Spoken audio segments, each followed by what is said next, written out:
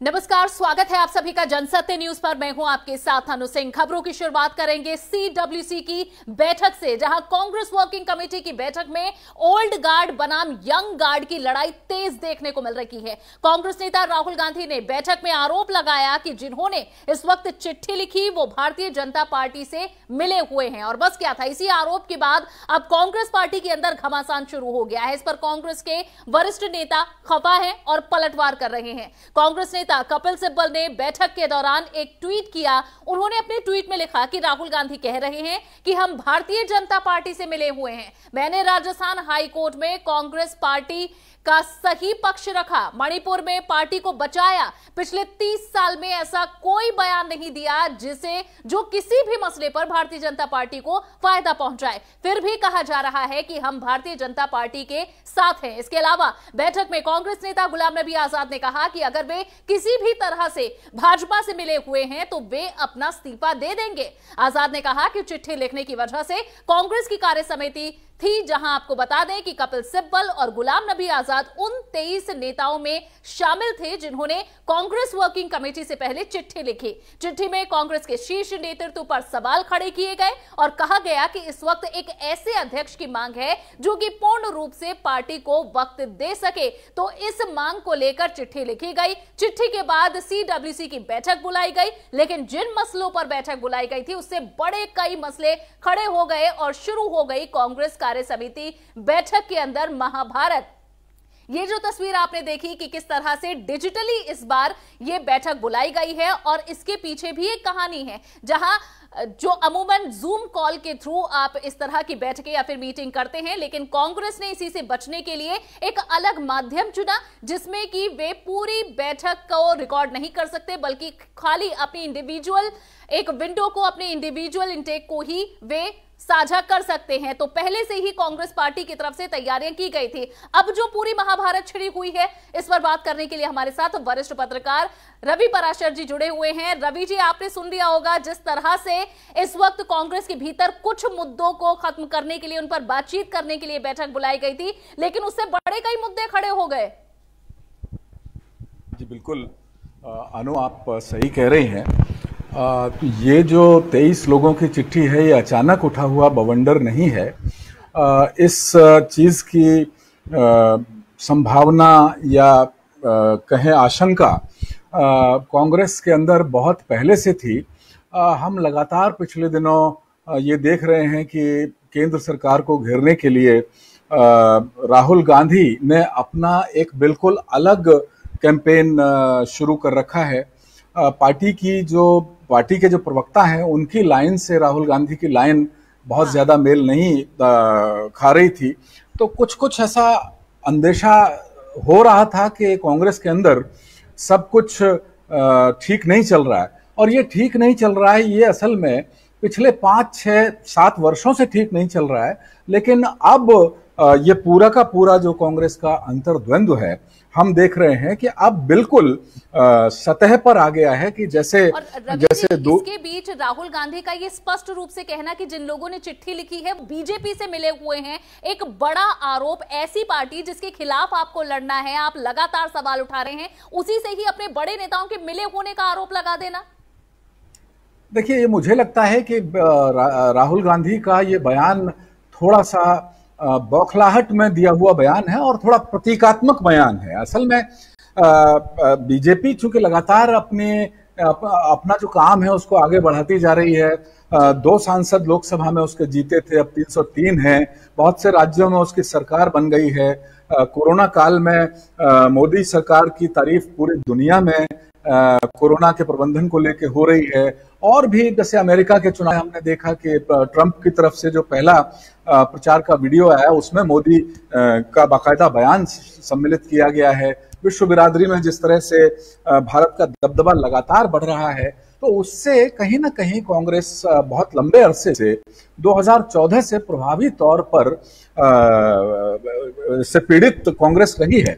और हमने जो दूसरा मोदी 2 सरकार का जो कार्यकाल है, 2019 का जो चुनाव हुआ, और उसमें राहुल गांधी को बहुत मुखर चुनाव प्रचार करने के बावजूद जितना झटका कांग्रेस को लगा, 2014 के मुकाबले और जोर का झटका 2019 में जिस तरह लगा, और राहुल गांधी को अपना पद बाकायदा छोड़ने के का ऐलान ये कहकर करना पड़ा कि भाई अब जो है नेहरू गांधी परिवार से इतर बाहर का कोई शख्सियत, कोई व्यक्तित्व जो है कांग्रेस का नेतृत्व करे। तो हम राहुल गांधी की वैयक्तिक जो हताशा है, जो निराशा है, जिस तरह आप इसे आप कह रहे हैं कि ये राहुल गांधी की बौखलाहट ज्यादा दिख रही है कि आगे जहां अपने राजनीतिक दायरे में अगर बस नहीं चला तो अब पार्टी के अंदर ही नेताओं को एक्यूज किया जा रहा है। लेकिन रवि जी, एक और बड़ी दिलचस्प बात है, जहां पूरा घमासान इस बात को लेकर शुरू हुआ कि एक चिट्ठी कैसे लीक हो गई। अगर किसी तरह की कोई दिक्कत, कोई सवाल थे तो पार्टी के अंदर पूछे जाते, और वो चिट्ठी लीक हो गई जिसे बीजेपी के साथ मिले होने का आरोप लगा दिया गया है, कथित तौर पर राहुल गांधी की तरफ से, क्योंकि इसे खुद रणदीप सुरजेवाला की तरफ से नकारा गया कि ऐसा कोई बयान नहीं दिया। लेकिन इस बैठक से जुड़ी हुई हर एक जानकारी भी तो लीक हो रही है। आपने कहा कि चिट्ठी कैसे लीक हो गई, लेकिन पार्टी के अंदर जो चल रहा है वो उस बैठक से जुड़ी जानकारी लीक हो रही है। बाकायदा आपके बड़े नेता बैठकर बैठक से ट्वीट कर रहे हैं, तो और इससे ज्यादा क्या चाहिए? बिल्कुल सही बात है। और आजकल के डिजिटल दौर में, डिजिटल माहौल में ये अपेक्षा भी करना कि कोई चिट्ठी लिखी जाए और उस पर देश के जो बहुत सारे पूर्व मुख्यमंत्री हैं कांग्रेस के वो साइन करें, जो राहुल की कोटरी के लोग हैं जैसे कि मिलिंद देवड़ा और आपके यूपी से जितिन प्रसाद वो साइन करें, यूपी प्रदेश कांग्रेस के अध्यक्ष राज बब्बर साइन करें, उधर जम्मू कश्मीर से राज्यसभा के मेंबर ये अपने गुलाम नबी आजाद साइन करें, 23 कपिल सिब्बल साइन करें, 23 बड़े नेता जिस चिट्ठी पर साइन कर रहे हैं। और आप आज के डिजिटल दौर में ये उम्मीद भी करना कि वो चिट्ठी लीक नहीं होगी, ये बड़ी बड़ी अजीब सी एक बात है। कोई गोपनीय पत्र आजकल क्या गोपनीय रह गया है, आप बताइए। और सही बात है कि बहुत सारे मोबाइल फोन हैं जेब में ऑन। मैं जानता हूं, एक चैनल में मैं था, वहां पर जब गोपनीय जो बैठकें होती थी, जो रणनीति चैनल की बनती थी कि अब शाम को क्या हमें आज खास करना है, वो ठीक वही कार्यक्रम दूसरे जो प्रतिद्वंदी चैनल थे उन पर जब आने लगते थे आधे घंटे पहले, तो फिर अंततः ये करना पड़ा कि जो बैठक होती थी उसमें मोबाइल फोन, घड़ियां, पेन सब बाहर जमा करके बैठक होती थी। तो आजकल ये में कुछ भी गोपनीय नहीं है। जी बिल्कुल, जो हम इस वक्त देख भी रहे हैं। लेकिन रवि जी, गोपनीय नहीं है कि पहले जहां पार्टी के इक्के दुक्के नेता थे जो कि दबी जबान में कभी ऑफ द रिकॉर्ड इस तरह की बातें उठाते थे, लेकिन अगर एक पार्टी के 23 बड़े नेता ऐसे पत्र लिखते हैं, अपनी शिकायत रखते हैं, या फिर कई ऐसे मसले की जो पार्टी की तरफ से रणनीति बनाई जा रही है, या फिर जो भी मुद्दों को लेकर कैसे सवाल उठाए जाएंगे, इस पर हमसे विचार विमर्श नहीं किया जा रहा, तो ये क्या लग रहा है, ये कांग्रेस पार्टी वर्सेस कांग्रेस के भीतर जो नॉन गांधी हैं उनका एक ब्रिगेड बनता हुआ नजर आ रहा है कि गांधी वर्सेस नॉन गांधी? अगर अनु ऐसा हो जाए, अगर ये ध्रुवीकरण कांग्रेस के अंदर होने लग जाए और ये थोड़ा और मुखर हो जाए तो कांग्रेस की सेहत के लिए बहुत अच्छा होगा। लेकिन व्यक्तिगत तौर पर मुझे ऐसा लगता नहीं है। ये 23 वे लोग हैं जिनको लगातार उपेक्षा झेलनी पिछले दिनों से पड़ रही थी, और वो अब जिनके कार्यकाल या जिनके भविष्य, जिनको अपने भविष्य को लेकर कुछ विद इन पार्टी कुछ चिंता लग रही है। और पिछले दिनों हमने ये भी सुना है कानाफूसी के स्तर पर कि कपिल सिब्बल और कई नेताओं के बीच में सोनिया गांधी के साथ बैठक के दौरान भी कुछ ऊंच नीच कुछ। अब देखिए, एक पार्टी होती है, उसमें जरूरी नहीं है, पार्टियों के अंदर भी एक लोकतांत्रिक व्यवस्था होती है, जरूरी नहीं है कि जो अध्यक्ष है, और पार्टियों के अंदर बिल्कुल लोकतांत्रिक आंतरिक विपक्ष भी होना ही चाहिए, वो पार्टी की सेहत के लिए भी बहुत जरूरी है।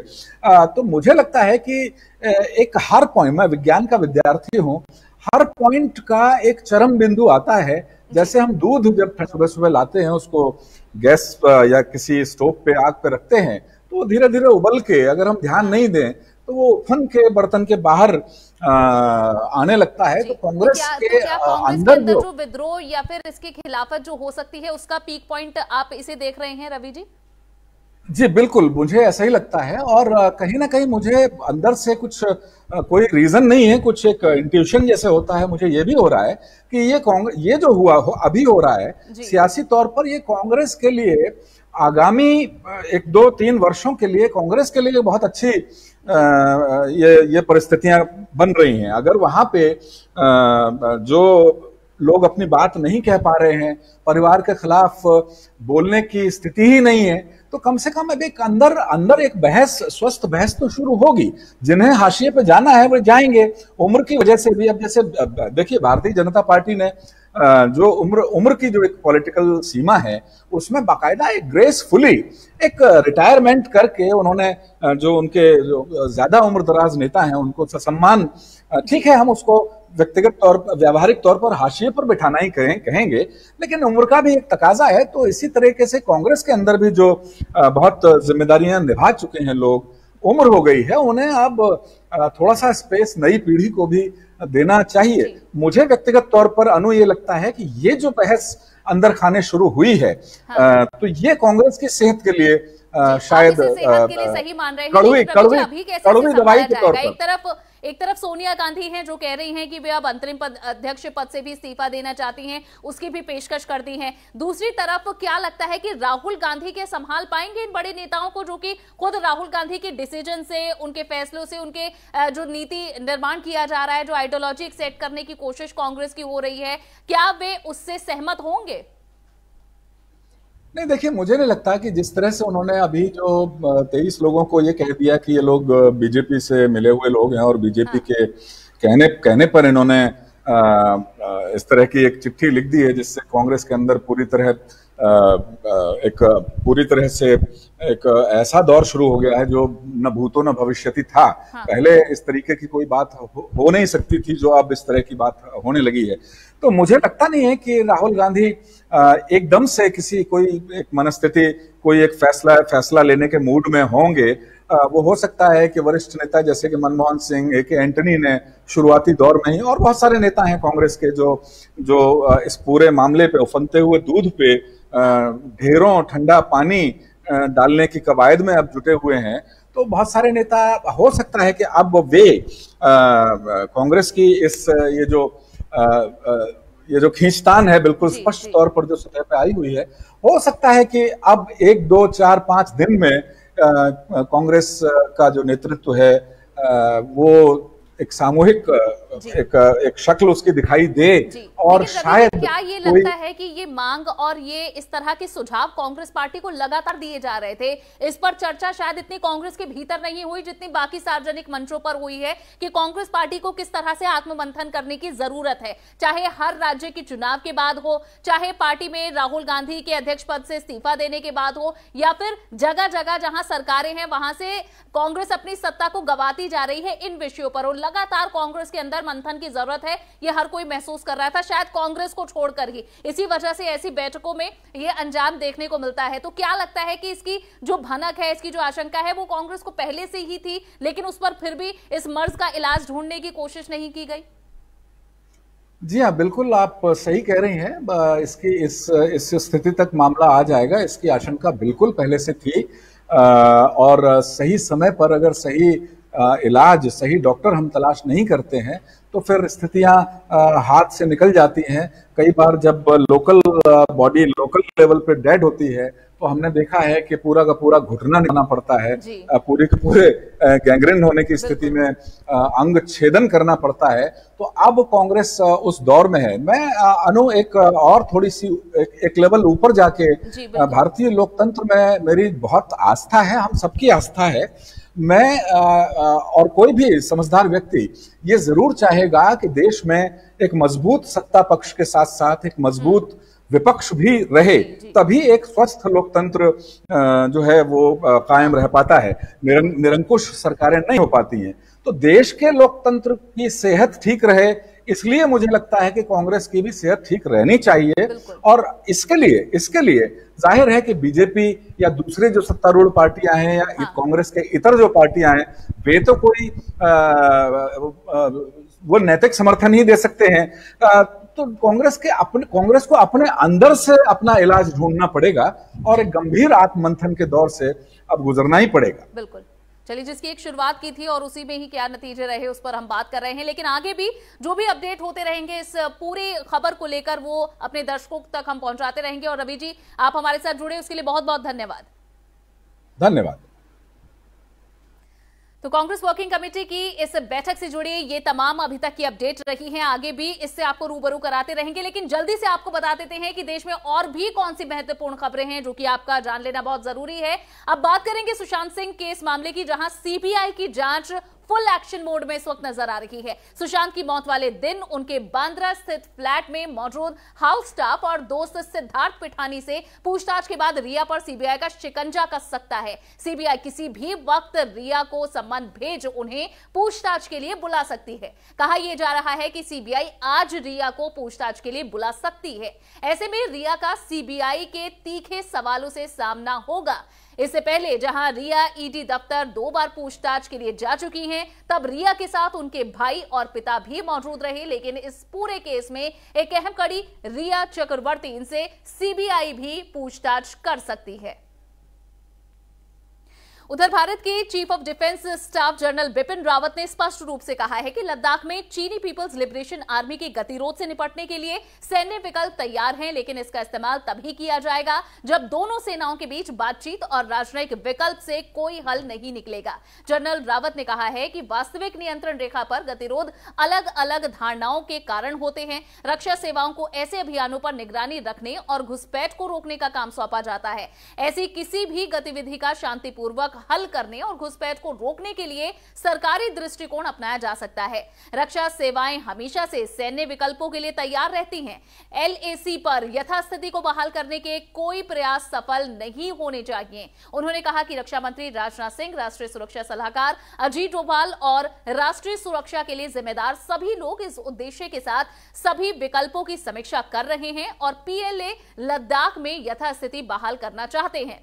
2017 में जब भारत और चीन के बीच 73 दिनों का गतिरोध हुआ था, उस समय सीडीएस रावत सेनाध्यक्ष का पदभार संभाल रहे थे। उन्होंने इस धारणा को दूर किया कि प्रमुख खुफिया एजेंसियों के बीच तालमेल की कमी है। उन्होंने कहा कि भारत के हिंद महासागर क्षेत्र के साथ साथ उत्तरी और पश्चिमी सीमाओं पर एक विशाल फ्रंट लाइन है, जिनमें से सभी को निरंतर निगरानी की आवश्यकता होती है। सीडीएस के अनुसार भारत अपने हित के क्षेत्रों पर नजर रखने के लिए 24 घंटे वाली क्षमताओं का अधिग्रहण करने की दिशा में काम कर रहा है। तो जनरल बिपिन रावत का यह बयान काफी अहम है, जहां उन्होंने कहा कि पीएलए से निपटने के लिए सेना के पास कई विकल्प हैं जो कि तैयार हैं।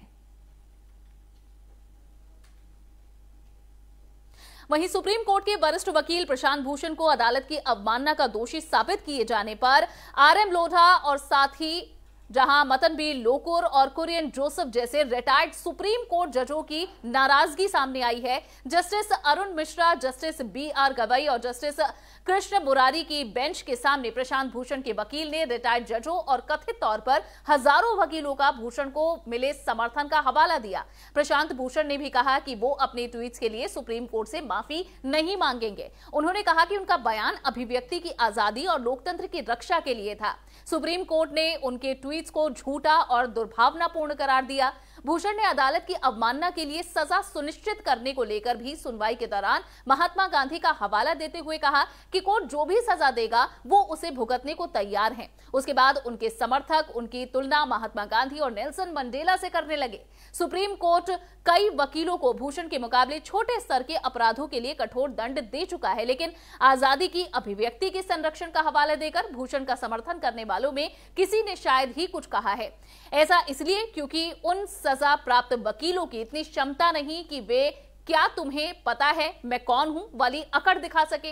वो ऐसी मछलियां थी जिन्हें अदालत की अवमानना की आग में तलकर कीमा बनाकर और अभिव्यक्ति की आजादी वाले ब्रिगेड ने उस समय उठ तक नहीं की। अब ये सवाल उठाए जा रहे हैं कि आखिर इस समय ये ब्रिगेड कहां पर है, जबकि प्रशांत भूषण अवमानना मामले में जहां उनके समर्थन में कई पूर्व सुप्रीम कोर्ट के बड़े जज भी रहे हैं, सीजेआई भी रहे हैं और साथ ही वकीलों की भी एक फौज है। बढ़ते हैं आगे, बात करेंगे राजस्थान की। राजस्थान में बहुजन समाज पार्टी के 6 विधायकों के कांग्रेस में विलय के मामले में राजस्थान हाईकोर्ट ने फैसला सुनाया है।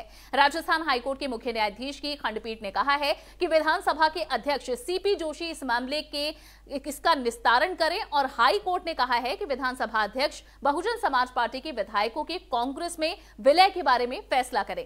फिलहाल कांग्रेस के अंदर झगड़ा शांत तो हो चुका है, तो इस मामले को भी एक तरह से बिना फैसला दिए हुए भविष्य के लिए खुला रखा गया है कि आगे विधानसभा अध्यक्ष के फैसले पर राजस्थान हाईकोर्ट सुनवाई कर सकता है।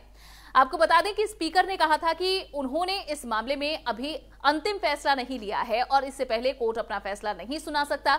बहुजन समाज पार्टी के सभी 6 विधायक कांग्रेस में शामिल हो गए थे और इसके खिलाफ बीजेपी ने विधानसभा अध्यक्ष को अर्जी भी दी थी और कहा था कि ये दल बदल कानून के तहत गलत है और बहुजन समाज पार्टी के सभी 6 विधायकों को अयोग्य घोषित करते हुए इनकी सदस्यता को ही खत्म कर दिया जाए। लेकिन बीजेपी की याचिका को विधानसभा अध्यक्ष सीपी जोशी ने खारिज कर दिया और बाद में ये मामला हाईकोर्ट में पहुंचा, जहां बीजेपी विधायक मदन दिलावर राजस्थान हाईकोर्ट में ये दलील देते हुए पहुंचे थे कि उनकी इस याचिका पर विधानसभा अध्यक्ष सीपी जोशी पिछले 4 महीने से कोई फैसला नहीं ले रहे, जबकि सचिन पायलट गुट की याचिका पर आधे घंटे के अंदर ही नोटिस दे दिया गया। बीच में यह मामला रुक गया, लेकिन हाईकोर्ट ने फिर से फैसले लेने का अधिकार अब स्पीकर के ऊपर डाल दिया है।